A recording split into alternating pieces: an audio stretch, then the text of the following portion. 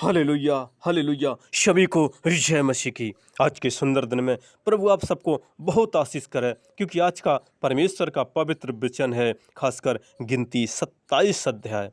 इसमें जो है सलोफाद की बेटियां, क्योंकि यहाँ पर देखते हैं जो वो मनुष्य के वंश का था और वो उसने कुछ गलती की थी, पाप के कारण वो जंगल में मर गया था। जो उनकी बेटी थी और उसके 5 बेटियां थीं, बेटा एक भी नहीं था। तो वो मूसा और एलियाजर के पास मिलाप वाले तंबू के द्वार पर खड़ी होकर कहने लगी कि हमारा पिता तो मर गया और हमें अब कौन चाहेगा, क्योंकि उनके कोई पुत्र ना था। इसलिए हमारे चाचाओं के बीच में हमें भी कुछ भूमि का निज भाग करके दे दें। उनकी यह विनती मूसा ने परमेश्वर को सुनाई, क्योंकि जो बेटियां ने उनको बताया था मूसा को, और मूसा ने परमेश्वर से कहा।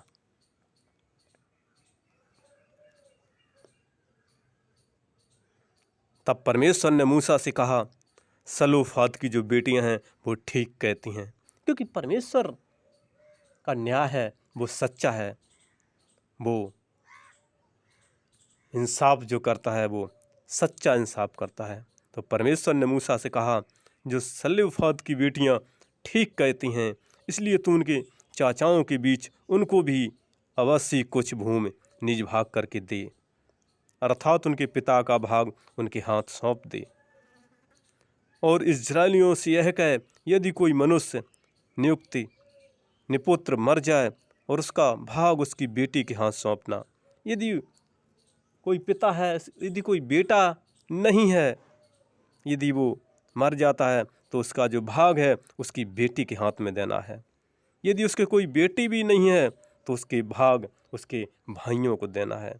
यदि उसका भाई भी ना हो तो उसका जो भाग है उनके चाचाओं को देना।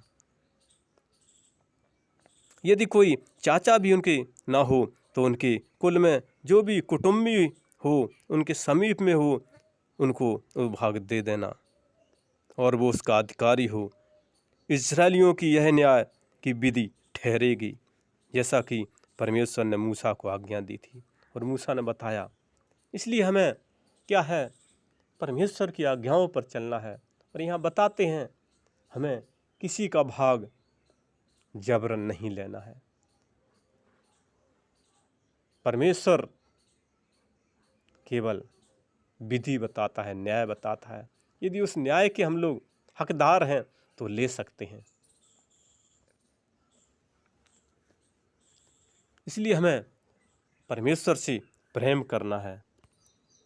और परमेश्वर ने वहाँ बताया था कि जो भी वो वहाँ पर जो जुबली का वर्ष आता है और वहाँ पर जो उनकी बेटियां हैं और वो शादी भी उनको जो पसंद हो उसी के साथ कर सकती हैं, कि जो वर उनकी दृष्टि में अच्छा लगे उसी से ब्याही जाएं, परंतु वे अपने मूल पुरुष ही के गोत्र के कुल में ब्याही जाएं। परमेश्वर ने ये भी बताया था,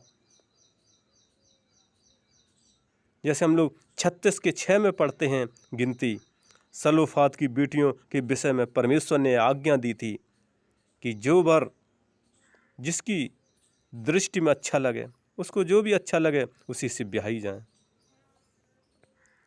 पर वो अपने गोत्र में ही हो।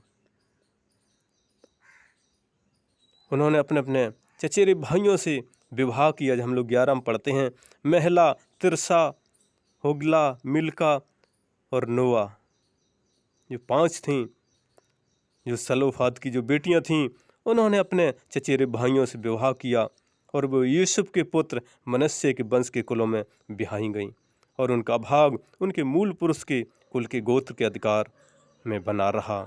और जो आज्ञा और नियम परमेश्वर ने मोआब के, अराबा के, यरीहो के पास की यरदन नदी के तट पर मूसा के द्वारा इस्राएलियों को दिए वो ये ही हैं।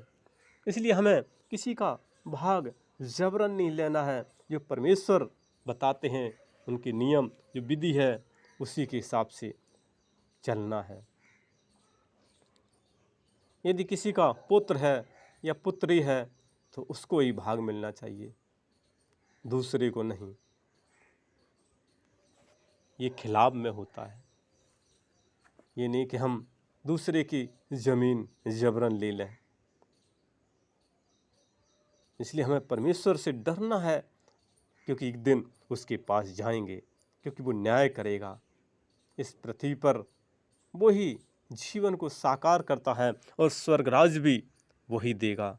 इसलिए हमें बहुत होशियार रहना है, बहुत समझना है कि हमें कौन सी रास्ते पर चलें, क्योंकि परमेश्वर का राज्य बहुत बड़ा है और उसका जो रास्ता है बहुत ही पतला मार्ग है। कम ही लोग उसमें जा पाते हैं। प्रभु के डर भय में काम करना है, क्योंकि उसका वचन भी कहता है कि उसके डर भय में काम करें, भक्ति और भय सहित आराधना करें, जिससे वह प्रसन्न हो। क्योंकि हम लोग जब मत्ती 21 अध्याय का जब हम लोग 33 से लेकर 43 तक पढ़ते हैं, उसमें यीशु मसीह बता रहे हैं कि दुष्ट किसानों का दृष्टांत। एक और दृष्टांत सुनो। एक गृहस्वामी था जिसने दाख की वारी लगाई और उसके चारों ओर बाड़ा बांधा था। उसमें रस का कुंड खोदा और गुम्मट बनाया और किसानों को उसका ठेका देकर परदेश चला गया। जब फल का समय निकट आया तो उसने अपने दासों को भेजा कि वो किसानों के पास जाएं और उसका जो ले आएं। लेकिन उन्होंने जो वहाँ पर जो किसान थे, जो वो वहाँ पर देखभाल कर रहे थे, उन्होंने उनके दासों को पकड़कर पीटा और किसी को मार डाला। फिर दासों को भेजा, उनको भी मारा पीटा। अंत में उसने अपने पुत्र को भेजा और उसने भी पुत्र को मार डाला। उसने सोचा कि ये जो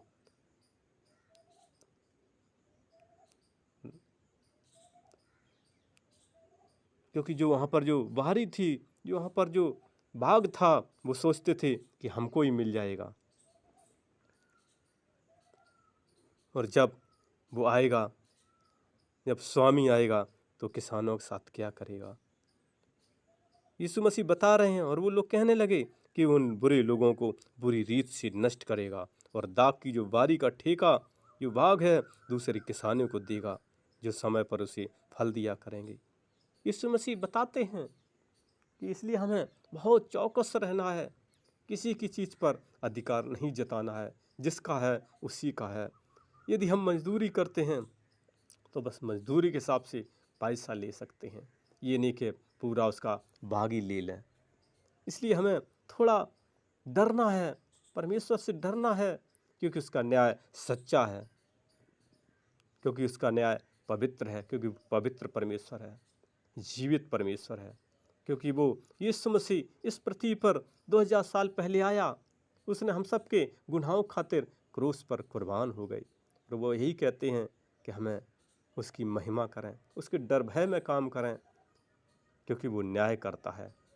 वो न्यायाधीशों का न्यायाधीश है, क्योंकि वो राजाओं का राजा है, वो प्रभुओं का प्रभु है और वो बादलों के साथ एक दिन आने वाला है। क्योंकि पहले तो जल प्रलय हुआ, अभी अग्नि प्रलय होगा दोबारा, आग से दुनिया ब्लास्ट होगी। इसलिए हमें देखना है, पल भर में वहाँ जाना पड़ेगा उस परमेश्वर के पास। आत्मा जो अजर अमर है, शरीर तो मिट्टी है, मिट्टी में ही मिल जाता है। इसलिए हमें उसके डर भय में काम करना है। जैसे वहाँ पर भी देखते हैं गिनती 36 में भी वो सलोफात की जो बेटियाँ थी और उनको भी परमेश्वर ने उनकी भी जगह दी।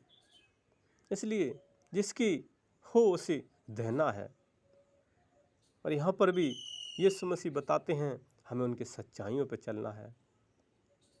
जो भी वो ठेकेदार था, जो बारी का ठेका लिया था, वो सोचता था ये मेरा हो जाए, लेकिन कैसे हो सकता है, जिसका है उसी का होगा। वो खूब सोचे कि हम इस पर केस कर देंगे, इसको मार देंगे, लेकिन वो न्याय करने वाला परमेश्वर है। इसलिए हमें उससे डरना है, डर भय के साथ काम करना है। उसकी महिमा करें, आराधना करें, उसका धन्यवाद करें, स्तुति करें, प्रार्थना करें। 6 दिन काम करें, एक दिन उसका आराधना प्रार्थना में जाएं, भवन में जाएं। इसी से वो खुश होता है। और अपने फरिश्तों को आदेश भी देता है, जाओ मेरे बच्चों की रक्षा करें। इसलिए हम सब जो भी प्रभु पर विश्वास करते हैं, उनके बेटे और बेटी बन जाते हैं। परमेश्वर उनको स्वर्गदूत देते हैं और वो रक्षा करते हैं, हर एक गलत चीज़ों से बचाते हैं। इसलिए हमें प्रभु की आराधना करनी है, यीशु की महिमा करनी है। हालेलुया। और इस वचन पर प्रभु आप सबको बहुत आशीष करे। धन्यवाद, धन्यवाद।